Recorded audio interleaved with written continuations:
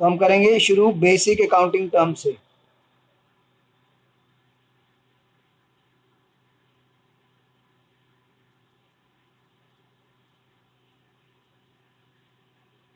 तो basic accounting terms में सबसे फर्स्ट है हमारी assets.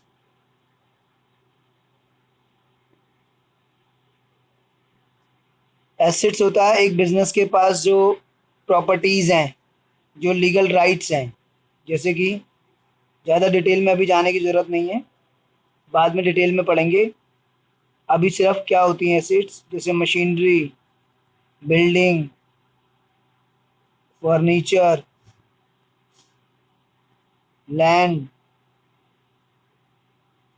Vehicle, debtor, DEBTOR, D silent है। डेटर होता है जिसको हमने गुड्स बेचे हैं, जिससे हमने पैसा लेना है, तो वो भी हमारी एसेट है। एसेट मतलब हक, इन वन वर्ड अगर बोलूँ तो हक। जिस चीज़ पे हमारा हक बनता है वो हमारी एसेट है। और ज़्यादा डीप में अभी जाने की ज़रूरत नहीं है।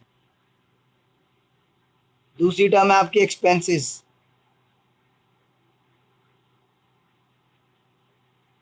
इलेक्ट्रिसिटी बिल,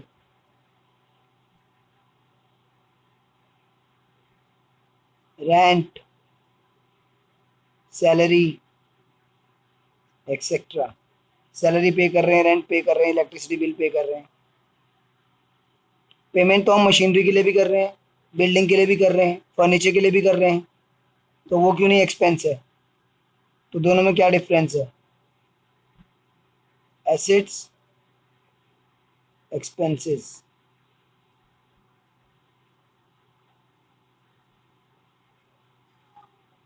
एसेट्स होती हैं वो करंट ईयर में पूरी कंज्यूम नहीं होती, not consumed fully in 1 year. एक साल में पूरी कंज्यूम नहीं हुई है, and they have balance at the end of the year to be use in next year.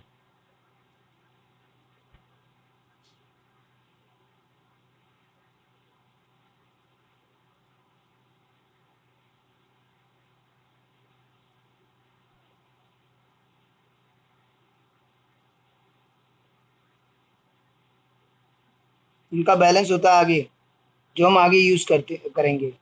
जैसे मशीनरी हो गई, तो जितना करंट ईयर में यूज कर लिया यूज कर लिया,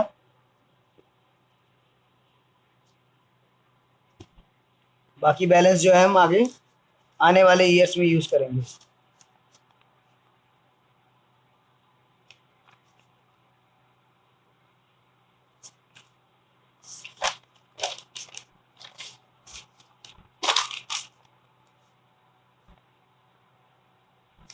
तो बैलेंस जो बचेगा वो आगे कमिंग ईयर्स में यूज हो जाएगा। मशीनरी है, फर्नीचर है, तो ये करंट ईयर में पूरे खत्म नहीं होते, तो ये एसेट्स है जिनके बैलेंस बचेंगे आगे यूज होंगे। एक्सपेंस के बैलेंस नहीं बचते, वो यूज हो जाते हैं पूरे, consumed fully in current year.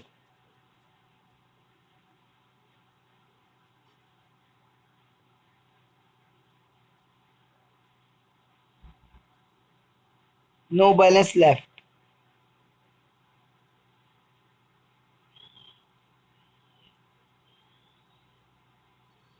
वो नेक्स्ट ईयर, नेक्स्ट ईयर के लिए कोई बैलेंस नहीं है। जैसे इलेक्ट्रिसिटी बिल है, तो ये थोड़ा ना कि आगे के लिए बच जाएगा, पे कर दिया, नेक्स्ट ईयर फिर से पे करना है। रेंट है, नेक्स्ट ईयर फिर से पे करना है। तो ये बेसिक डिफरेंस होता है, एसेट्स के बैलेंस होते हैं और एक्सपेंसेस करंट ईयर में पूरे यूज हो जाते हैं, उनके बैलेंस नहीं होते। आगे चलता हूँ, लायबिलिटीज।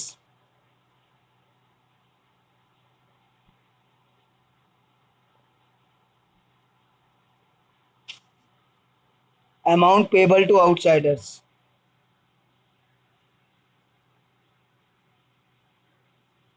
अगर हिंदी में बोलो तो जिम्मेदारी।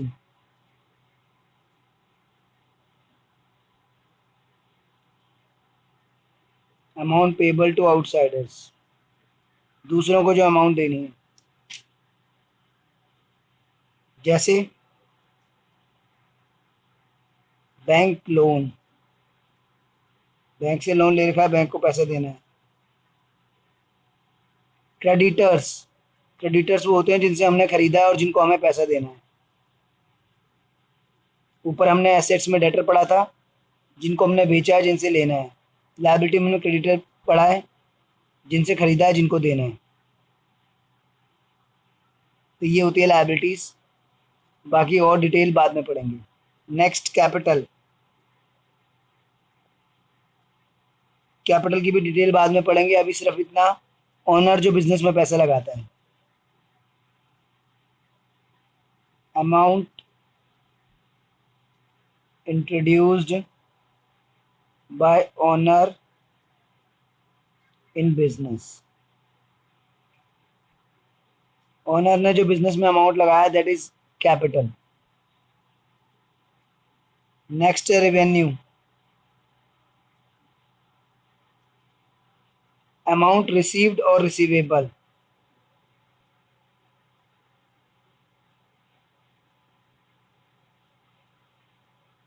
अमाउंट जो मिल गई है या जो मिलेगी।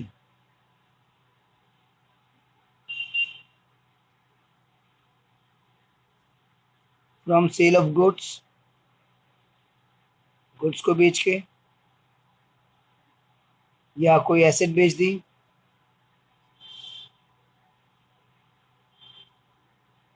या और फ्रॉम अदर सोर्सेज।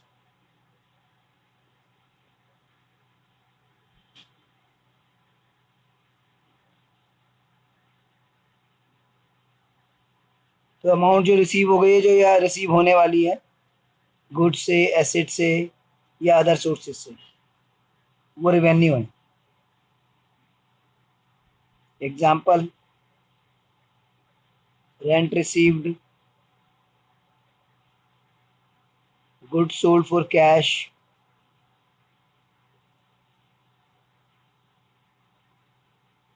और ऑन क्रेडिट। क्रेडिट मतलब उधार, उधार पे भी अगर हमने बेचे हैं तो बाद में तो मिल ही जाएगा ना। तो ये सब हमारे रेवेन्यू है, जो अमाउंट हमें मिलेगा। इनकम क्या होता है? रेवेन्यू और इनकम में डिफरेंस है। इनकम होता है रेवेन्यू माइनस एक्सपेंस।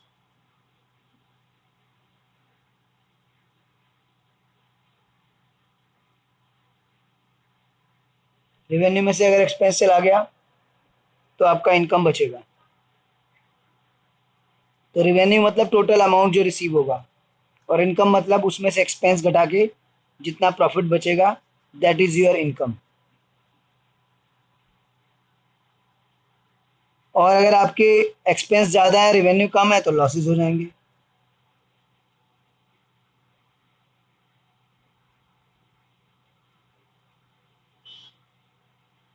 अगर एक्सपेंस ज़्यादा है, रेवेन्यू कम है, तो लॉस।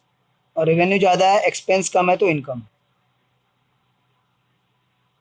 फिर नेक्स्ट है आपका ड्राइंग्स।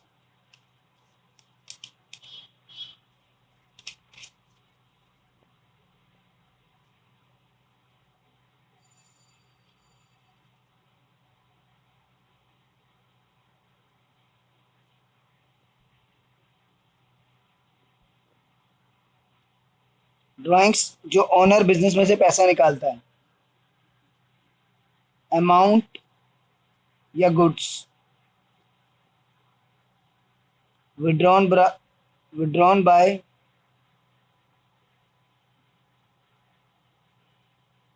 प्रोप्राइटर, प्रोप्राइटर ओनर को बोलते हैं, फ्रॉम बिजनेस, उसको बोलते हैं ड्राइंग्स।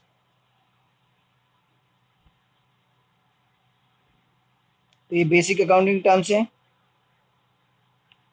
इसके बाद एक इंपॉर्टेंट कॉन्सेप्ट पढ़ेंगे, डुअल एस्पेक्ट कॉन्सेप्ट।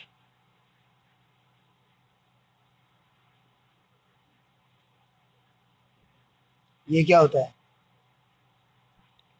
अकाउंट्स में हर ट्रांजैक्शन के दो एस्पेक्ट होते हैं।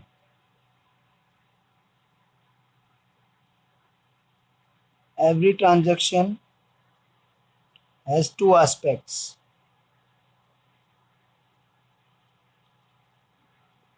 One aspect is shown by debit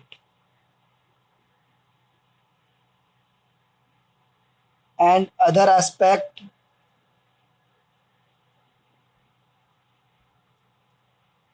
is shown by credit. हर एक ट्रांजेक्शन में दो एस्पेक्ट होते हैं, एक को डेबिट से शो करते हैं और एक को हम क्रेडिट से शो करते हैं। जैसे मैथ्स में प्लस माइनस है, अकाउंट्स में डेबिट क्रेडिट है। तो हर एक ट्रांजेक्शन के दो एस्पेक्ट होते हैं, एक को डेबिट से शो करते हैं, एक को क्रेडिट से। डेबिट से किसको शो करते हैं और क्रेडिट से किसको शो करते हैं वो आगे हम पढ़ेंगे। Chapter rules of debit and credit, उसमें हम पढ़ेंगे किसे डेबिट करना है और किसे क्रेडिट करना है। फिलहाल दो एस्पेक्ट के बारे में पढ़ते हैं कि दो एस्पेक्ट क्या चीज़ है। जैसे मान लीजिए purchase machinery,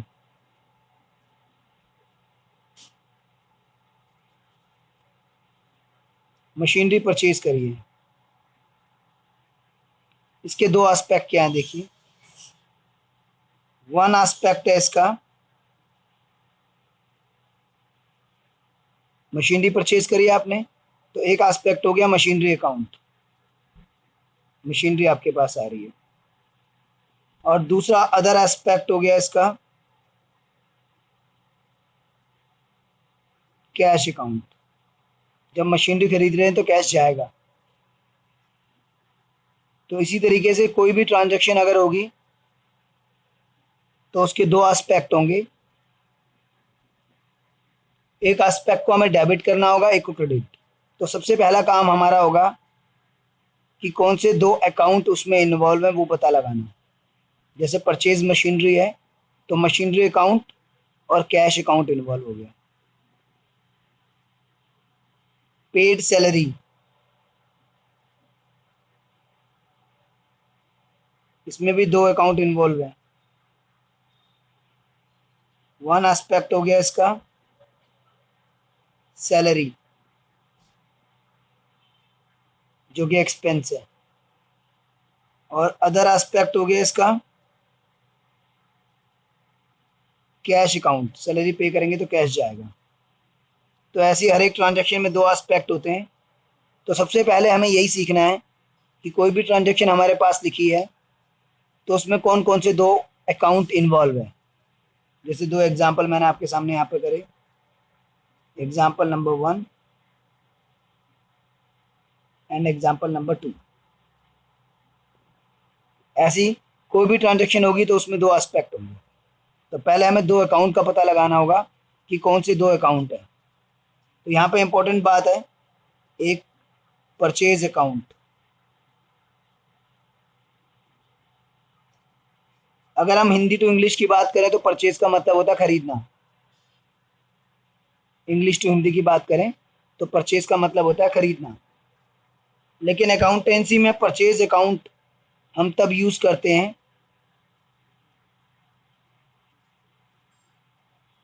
purchase account is used for purchase of goods only.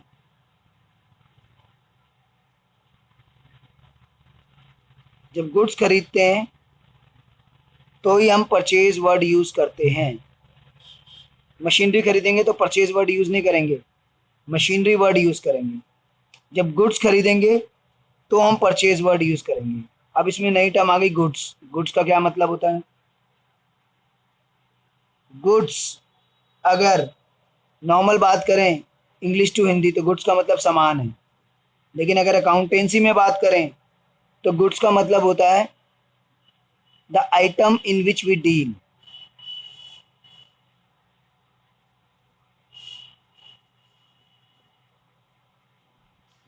जिस आइटम में हम डील करते हैं।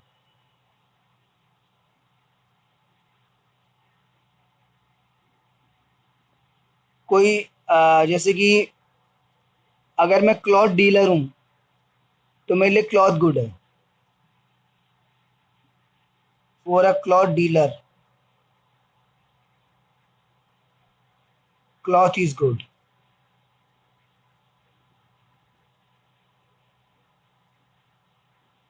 फॉर अ कारपेंटर, अगर कारपेंटर है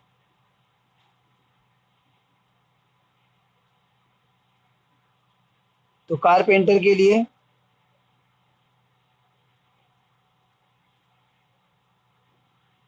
फर्नीचर इज गुड। लेकिन अगर मैं फर्नीचर खरीदूंगा, मेरा क्लॉथ का बिजनेस है और मैं फर्नीचर खरीदता हूँ, तो मेरे लिए गुड नहीं है वो, मेरे लिए वो एसेट है। तो गुड वर्ड जो पर्टिकुलरली यूज होता है जिस चीज़ में हम डील करते हैं उसके लिए। जो कपड़े में डील कर रहा है उसके लिए क्लॉथ गुड है, जो कारपेंटर है उसके लिए फर्नीचर गुड है। कोई अगर शू मेकर है,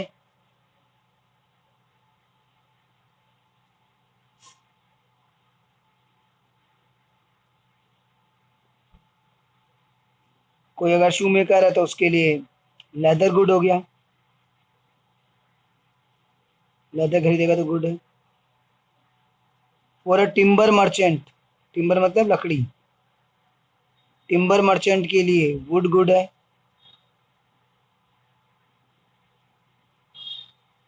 तो जिस चीज़ में हम डील करते हैं उसको गुड बोलते हैं। तो जब हम जिस चीज़ में डील करते हैं उसको खरीदते हैं तो हम परचेज अकाउंट वर्ड यूज़ करते हैं। ऊपर अगर आप एग्जांपल 1 याद हो तो हमने मशीनरी खरीदी थी लेकिन हमने परचेज अकाउंट नहीं लिखा था।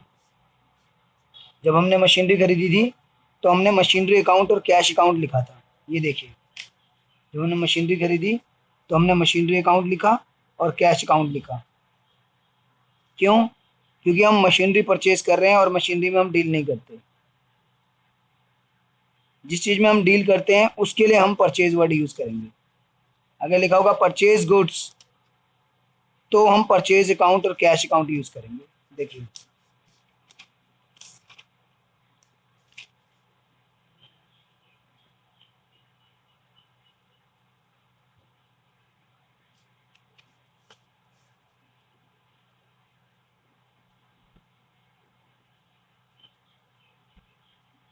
ऐसी जो सेल्स अकाउंट वर्ड यूज़ होता है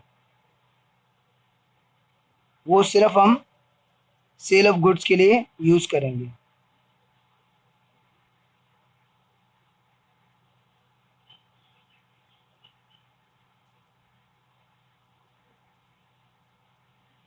अब अगर हमारा फर्नीचर पुराना हो गया, मशीनरी पुरानी हो गई, बेच दिया, तो सेल अकाउंट वर्ड यूज़ नहीं होगा।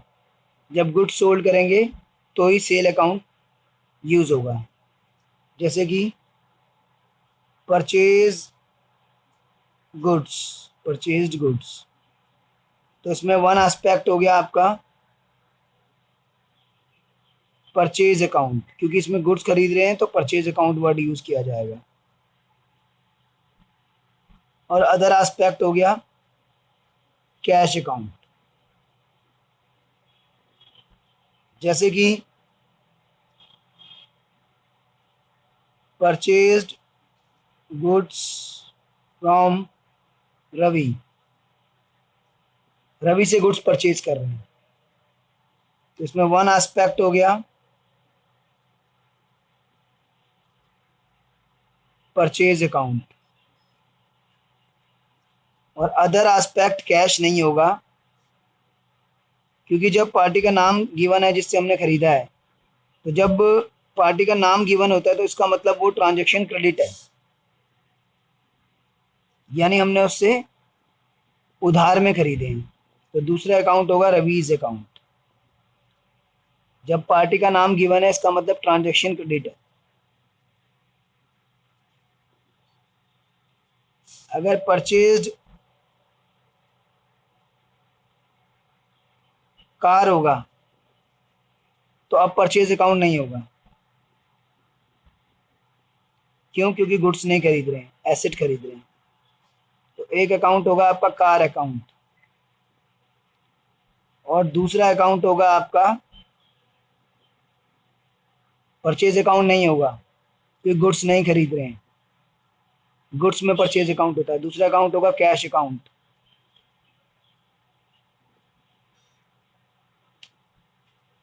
Purchased car from Sameer. Again party का नाम गिवन है तो इसका मतलब क्रेडिट ट्रांजेक्शन है। परचेज अकाउंट नहीं होगा क्योंकि एसेट खरीद रहे हैं, कार अकाउंट होगा। जब एसेट खरीदते हैं तो उसका नाम आएगा, गुड्स खरीदेंगे तो परचेज अकाउंट आएगा। और दूसरा समीर अकाउंट, क्योंकि समीर से कार खरीद रहे हैं तो उसको हमने पैसे देने हैं, तो दूसरा अकाउंट जो इन्वॉल्व है समीर अकाउंट।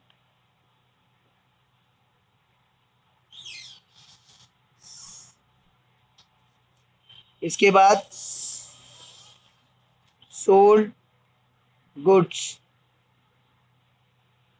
तो इसमें दो अकाउंट होंगे, कैश अकाउंट और सेल्स अकाउंट। तो सेल्स अकाउंट हो गया और दूसरा कैश अकाउंट हो गया।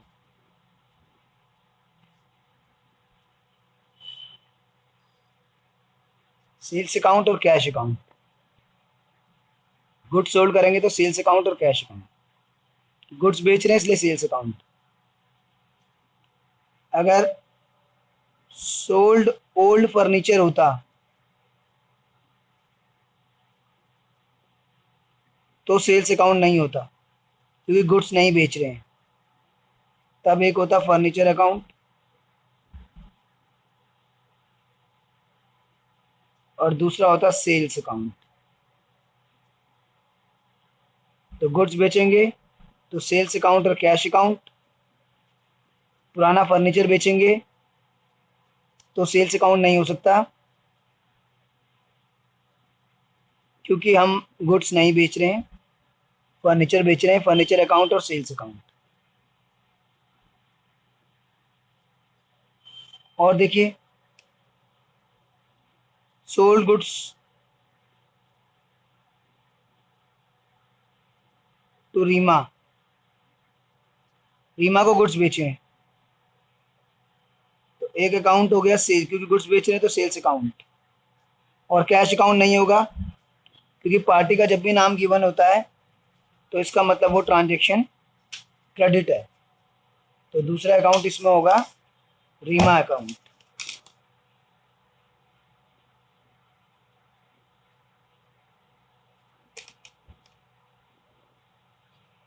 तो पार्टी का नाम होगा तो क्रेडिट ट्रांजेक्शन है। यहाँ पे मैं बता देता हूँ रीमा डेटर है। अभी मैंने बताया था किसी को गुड्स बेचते हैं, पैसा लेना होता है तो डेटर होता है। और यहाँ पे purchase goods from Ravi, Ravi से खरीदे, रवि को देना है, तो जिससे गुड्स खरीदे देना वो क्रेडिटर है।